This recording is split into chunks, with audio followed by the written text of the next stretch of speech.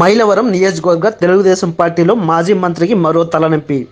కొండపల్లి 17వ ward Telugu Desam party councillor Muppasani Bhulakshmi జలక్ MLA రేసులో నేనున్నానంటూ బీసీలకు పెద్దపీట వేస్తున్న తెలుగుదేశం పార్టీ అవకాశం కల్పిస్తే మైలవరం ఎమ్మెల్యే అభ్యర్థిగా పోటీకి సిద్ధమని ప్రకటన.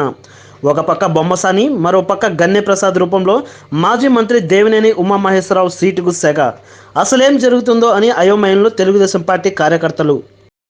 తెలుగుదేశం పార్టీ తరపు నుంచి నేను సీట్ ఇస్తే పోటీ చేయడానికి సిద్ధంగా ఉన్నాను.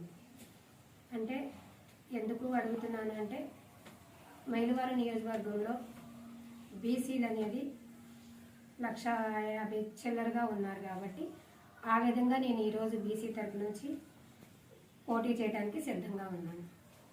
మైలవరానికి ఇప్పటి వరకు వచ్చి ఎవరికి బీసీలకు కానీ, ఎస్సీలకు కానీ, ఎస్టీలకు కానీ ఇచ్చిన దాతలు లేరు. ఈరోజు నేను ఎందుకు అడిగాను అంటే, బీసీల పట్ల నేను పోటీ చేయాలని అధిష్టానం వారు ఇస్తే గనక నేను పోటీ చేయడానికి సిద్ధంగా ఉన్నాను. అలాగే